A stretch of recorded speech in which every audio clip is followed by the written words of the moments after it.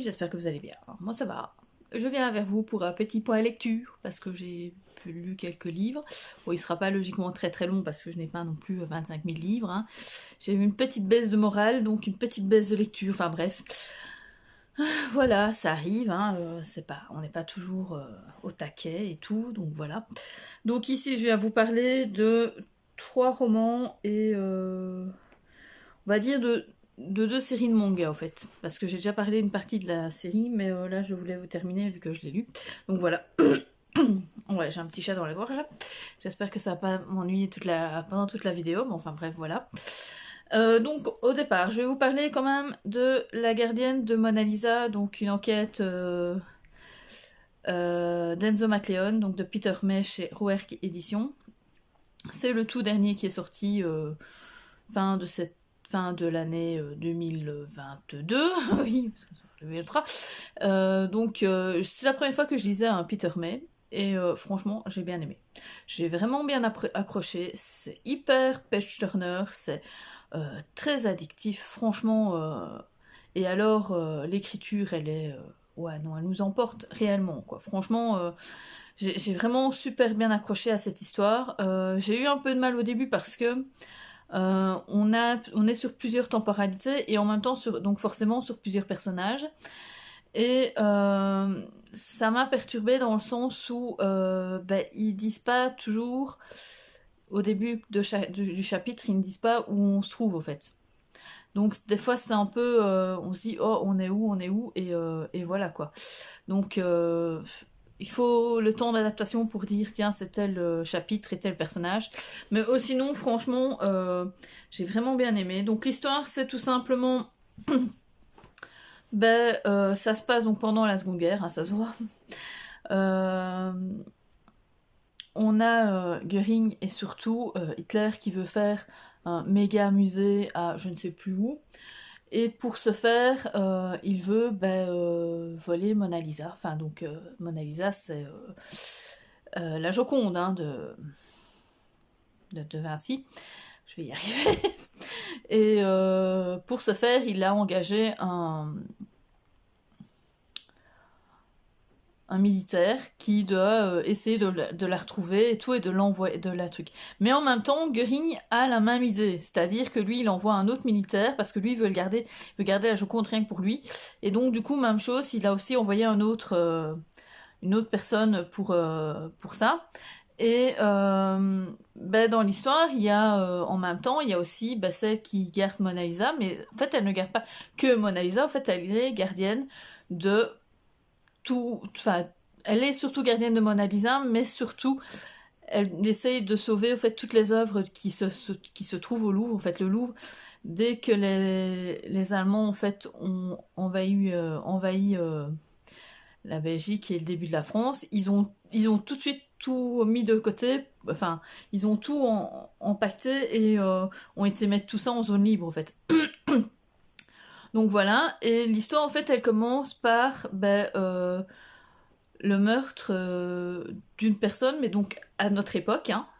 Donc il y a une personne qui meurt, qui est retrouvée morte au fait dans une maison, et en même temps, à quelques mètres de là, on redécouvre un corps de la Seconde Guerre mondiale, quoi. Donc voilà, et donc Enzo McLeod va être pris plus au départ donc pour le cadavre qu'on a retrouvé donc de la Seconde Guerre, mais le flic, enfin l'inspecteur qui est sur l'enquête du meurtre dans la maison juste en face, lui a demandé aussi de poursuivre avec lui cette enquête pour savoir pourquoi cette personne est morte. On ne savait même pas qui c'était, enfin bref, c'était assez particulier. Et donc voilà, avec toutes ces histoires, eh bien on va remonter le temps et voilà. J'ai vraiment franchement bien aimé, c'était très très palpitant, c'est tout à fait historique. Alors bien sûr, on va dire qu'il y a le fait que on a en effet déplacé les œuvres du Louvre, c'est une vérité. C'est un fait historique, ça c'est vraiment fait. Maintenant, ce qui s'est passé avec les gens et tout, là c'est de la pure fiction, hein, donc ils ont juste... le Peter May a juste utilisé le fait historique du fait que on a déplacé les œuvres pour pour en faire une histoire, mais c'est un fait historique, hein, donc voilà, il y a vraiment eu quelqu'un qui s'est vraiment occupé de ces œuvres et donc de la Joconde, quoi. Donc franchement, foncez. Franchement, foncez, c'est génial, c'est super bien écrit. Maintenant, je sais pas si tous les autres livres de cet auteur ou de cette saga sont identiques, j'en sais strictement rien. En effet, ça spoil, entre guillemets, les autres trucs, les autres tomes, mais sans vraiment spoiler, dans le sens où on sait qu'il a résolu plusieurs affaires. Mais on sait pas lesquelles, on sait pas comment, quoi qu'est-ce, ni... Donc, entre guillemets, pour moi, ça ne m'a pas dérangé. On a vraiment... je lirai ceux d'avant s'il faut, si je tombe dessus, je les lirai sans problème. Donc voilà, une super bonne lecture à découvrir. Ensuite... J'ai continué donc ma saga Miss Peregrine et les enfants particuliers. Donc là, c'est le tome 5 et l'avant-dernier, qui est la conférence des oiseaux. Alors, j'avais lu donc le 4 il y a déjà quelques mois. Et donc, quand je suis retombée sur le 5, j'étais un peu perdue. Donc, franchement, j'ai eu du mal à me remettre dedans.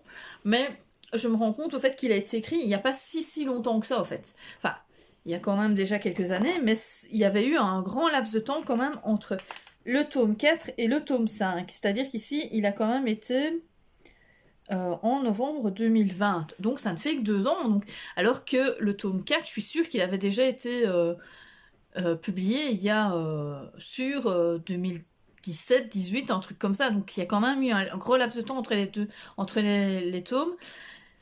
Et donc, je me dis que dans un sens, les autres ont été... Enfin, tout le monde a été un peu perdu. Donc, il aurait peut-être fallu quand même qu'il refasse un petit résumé de tout ce qui s'est passé dans ce tome. Ça aurait été chouette parce que, voilà, j'ai été un peu perdue. Maintenant, bon, par rapport au personnage, ça allait, mais de ce qui s'était passé dans le tome d'avant, j'étais un peu perdue, quoi. Enfin, bref...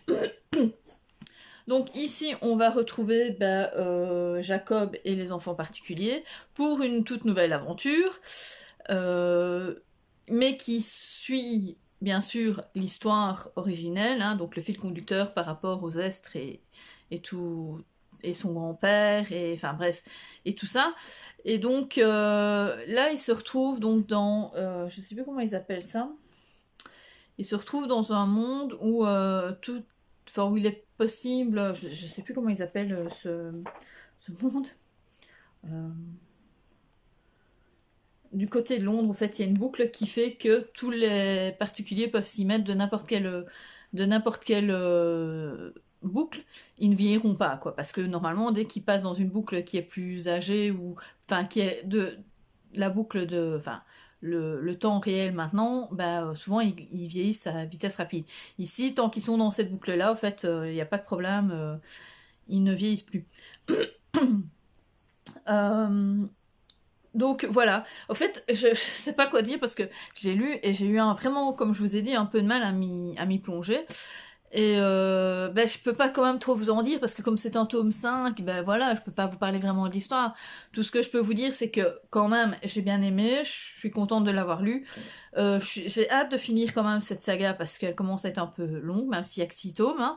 Mais je trouve que c'est lent en fait. Pour qu'il y ait réellement de l'action réelle, je trouve, il a fallu les dernières pages en fait. Les 50 dernières pages. Il y a eu de l'action entre, mais ce qui était important, on ne le sait qu'à la fin en fait. Entre, c'est pas que c'était pas important, mais ça pouvait être plus vite passé et voilà. Enfin, je trouve qu'il y a eu il y a eu des longueurs, au fait, dans ce tome-ci. Et voilà. Mais bon, maintenant, j'ai quand même bien apprécié. Hein, c'était sympa. On a donc découvert une nouvelle. Il y a un autre enfant particulier qui vient rejoindre la fratrie, on va dire, de Jacob. Et qui va avoir, à mon avis, un point très important par rapport au fait que il y a une prophétie, et de cette prophétie, elle va se réaliser ou pas, quoi. Et voilà. Enfin, bref. Oui, je sais, je suis un peu brouillonne pour ce tome, mais j'ai vraiment du mal à vous en parler, vu que c'est un tome 5, et que voilà, quoi, je peux pas... vous parler de l'histoire réellement, quoi. Parce que sinon, ça vous spoilier toute la série, quoi. Donc, voilà. Euh, Bon, bref, je vais finir le tome 6. Je vais essayer de lire le tome 6 incessamment sous peu, mais pas tout de suite. À mon avis, je vais le prendre pour le mois d'avril. Je vais essayer de le louer à ce moment-là, parce que là, je vais aller à la bibliothèque, mais je vais rien prendre à la bibliothèque cette fois-ci, parce que j'ai pas lu un seul de mes livres de ma palle. Hein. Enfin, si, j'ai lu, mais c'était de ma palle du mois dernier, quoi, parce que ça, Miss Peregrine et le livre que je vais vous parler, ce sont des emprunts que j'avais pris déjà le mois dernier et que j'ai pas eu le temps de lire, quoi. Donc voilà, c'est un peu problématique. Donc le dernier livre que je vais vous parler, avant de vous parler des sagas, ben, c'est La Femme de l'Ombre, donc le tome 2 de la trilogie des Ombres de Arnadur Indridason, que je vous avais donc montré le mois dernier. C'est une nouvelle enquête. On va toujours donc suivre Flovent et Thomson, je crois. Thorson. Je sais plus comment il s'appelle l'autre. Enfin bref, on est toujours en Islande, mais ici on est au printemps 1943, donc c'est déjà plus loin dans le temps. La guerre est bien placée, bien là, bien... Enfin, vraiment le milieu de la guerre et tout. Les Alliés donc sont toujours en Islande, mais ne sont pas très appréciés par la population. Il y en a qui auraient préféré que ce soit les Allemands. Mais enfin bref. Pardon. Ça, c'est un autre débat. Mais du coup, on va suivre 2 enquêtes qui vont être un peu... On va quand même un peu remonter le temps, en fait, dans ces enquêtes, parce que, dans une des enquêtes, en tout cas, parce que, ben, au fait, on ne le sait pas, mais j'ai l'impression de spoiler, au fait, parce que... moi, je m'en suis pas rendu compte, au fait, qu'il y avait eu... qu'il y avait eu quelques années qui s'étaient passées entre certains actes, au fait. Et donc ici, on va retrouver un cadavre, un jeune homme qui va se faire vraiment trucider, mais alors d'une manière assez brutale, et un autre cadavre que l'on va retrouver le long de la mer, sans qu'il n'y ait rien d'apparent sur lui, donc comme si c'était un suicide. Donc au départ, il ne s'en préoccupe pas plus que ça. Il est plus, en effet, ils sont plus sur l'enquête de la mort du jeune homme, hein. Et puis petit à petit, au fait, ben, on va avoir des indices par rapport à ce qui se passe et tout de cet homme-là qui est mort, et donc ils vont plus à force penser que c'est un meurtre quand même, mais bon, sans plus. Et donc voilà, alors on parle de la femme de l'ombre parce que ben, les femmes ont un rôle très très important dans ce tome. Euh, on dit là, mais il y a plusieurs femmes en fait dans l'histoire qui sont très importantes dans cette histoire et on s'en rend pas vraiment compte en fait parce qu'elles sont réellement dans l'ombre. Elles font partie de l'histoire, mais en même temps elles cachent beaucoup de choses, en fait. Elles sont pas très voyantes, voilà, enfin, c'est assez particulier. Enfin, franchement, donc ça se passe encore sur quelques jours, hein, les histoires. Enfin, l'histoire originelle se passe, enfin, la résolution se passe sur quelques jours des 2 meurtres, mais enfin, ouais, ouais. Non, il y en a un sur quelques jours et l'autre sur un peu plus longtemps. Enfin, bref. Mais il va pas y avoir 6 mois entre le début de l'enquête et la fin. Il va peut-être grand max avoir 1 mois ou 2, grand max. Enfin, je sais pas exactement. On n'a pas vraiment de notion, mais on sent que ça va assez vite. Les chapitres sont toujours aussi petits. Donc c'est assez page-turner, sans l'être totalement en fait. Dans le sens que l'écriture est un peu lente, dans le sens qu'on décrit pas mal de choses, mais en même temps, les chapitres étant très courts, ben on évite... les pages se défilent sans problème, quoi. Donc ça se lit très très bien. Franchement, je suis de plus en plus fan de cet auteur. Maintenant, c'est pas celui que j'ai préféré le plus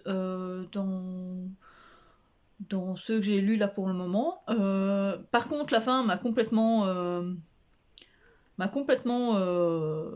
déroutée parce que j'ai pas pensé du tout à ça. D'ailleurs, j'ai un des trucs qui, je me dis à la fin, ah, au fait, je savais même pas que c'était ça, au fait. J'ai eu un déclic à un moment, je me suis dit, Ah oui, mais je savais pas que c'était ça. Enfin bref, il y a eu vraiment un truc qui était hyper important et j'avais pas tilté, quoi. Enfin bref. Mais voilà.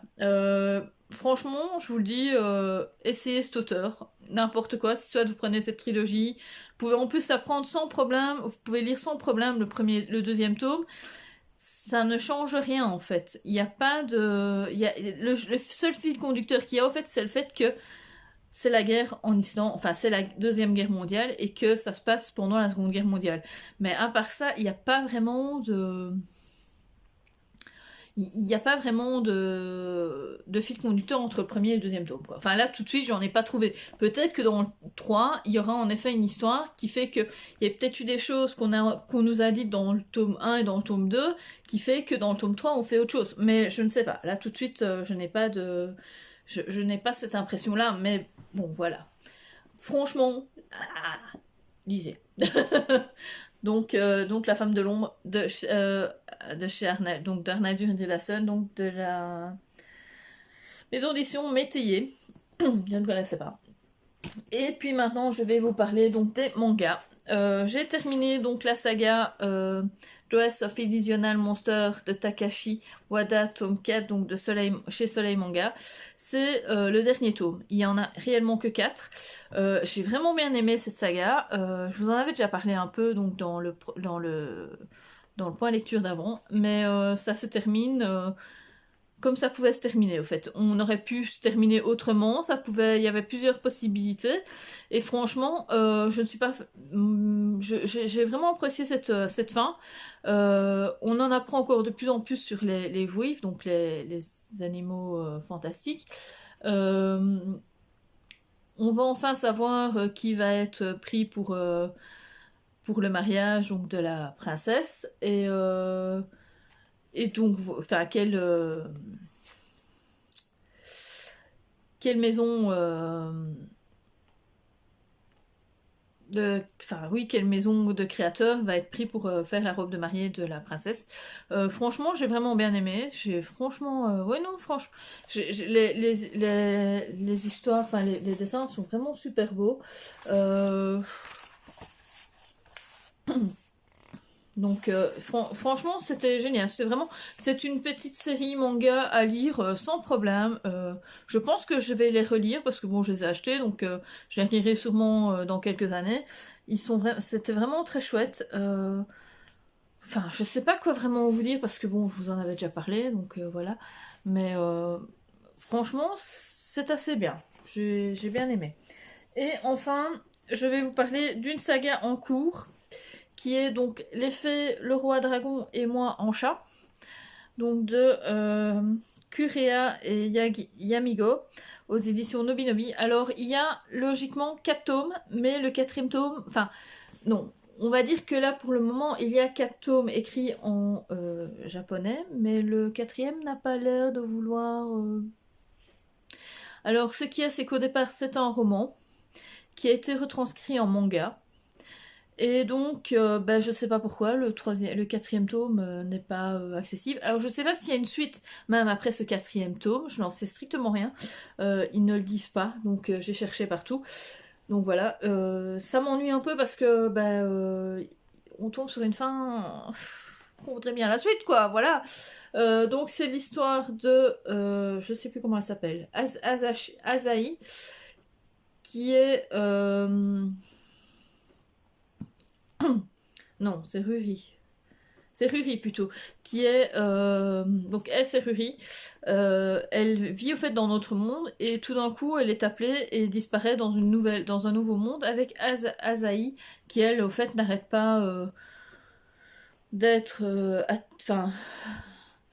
d'être attirée réellement par Ruri et en même temps elle lui pompe la vie quoi. Enfin franchement elle est pas sympa, elle croit que les maltraitances que Ruri font, c'est des amis au fait qui l'aiment bien et tout, enfin bref, c'est assez bizarre, j'avais un peu du mal à comprendre au début, et tout qu'on fait au fait c'est ça en fait, c'est juste qu'on vient de notre monde et qu'on est propulsé dans une autre dimension, et de là, au fait Ruri est une personne très très importante. qu'on ne sait qu'après. Et,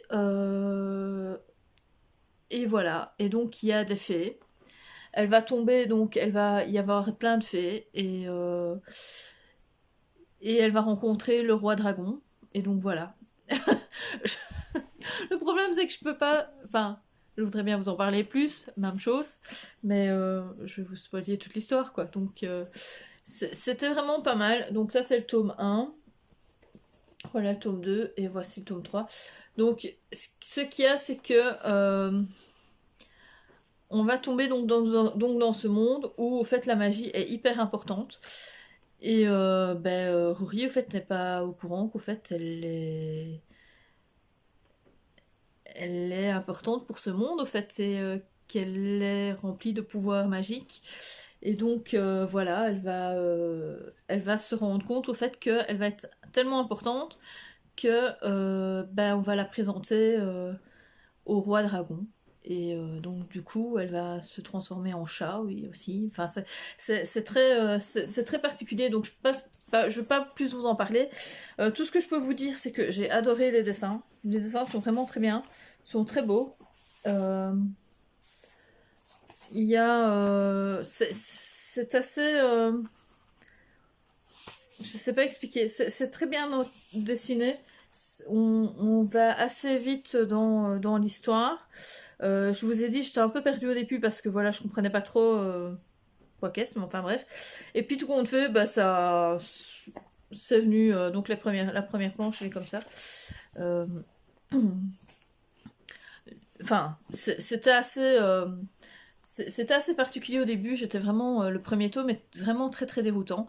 Et puis en lisant le deuxième et le troisième, voilà, j'ai compris au fait toute l'histoire. Mais il a fallu le temps, voilà. C'est... Peut-être que j'étais pas dans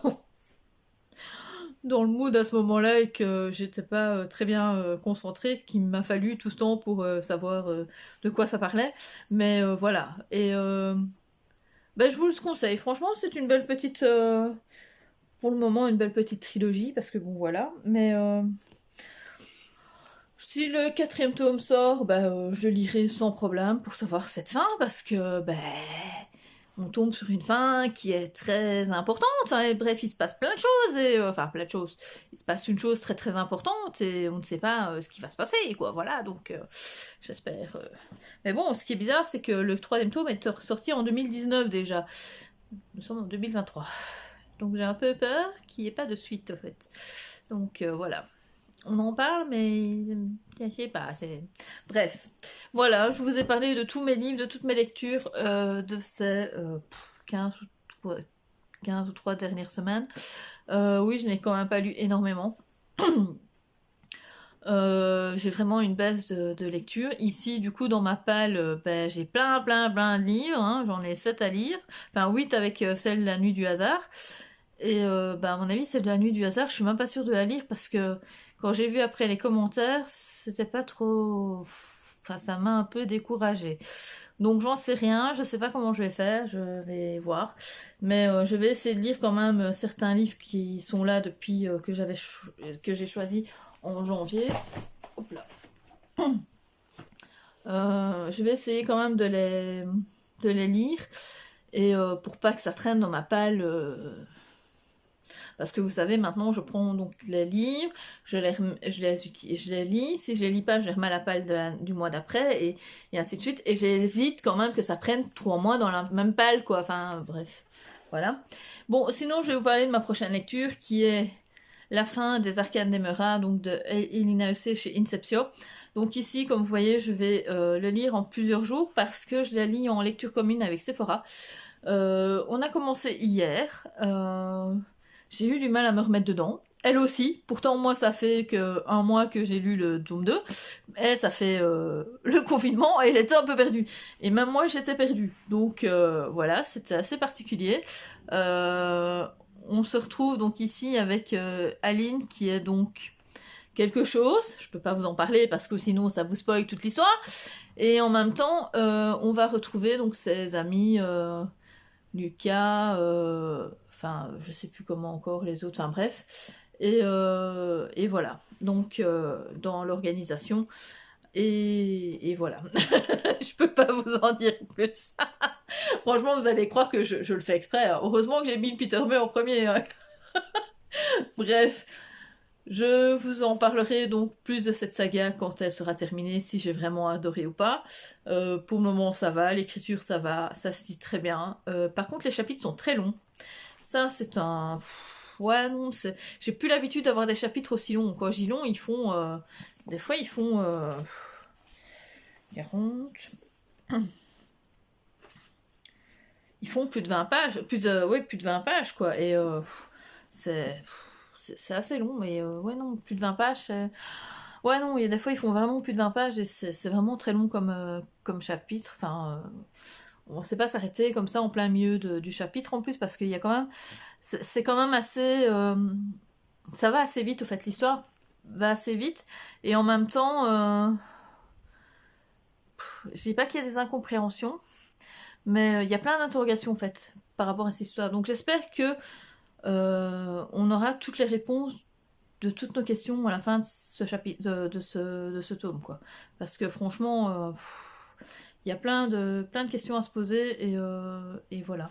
Enfin bref, je vous laisse. J'espère que ce petit point lecture vous aura plu. Dites-moi en commentaire si vous avez lu l'un de ces livres ou pas, s'il y en a un qui vous tente pas. Enfin bref, dites-moi tout. Et n'oubliez pas non plus de mettre un petit pouce bleu vers le haut et de vous abonner si ce n'est pas fait. Et je vous dis à plus dans le bus!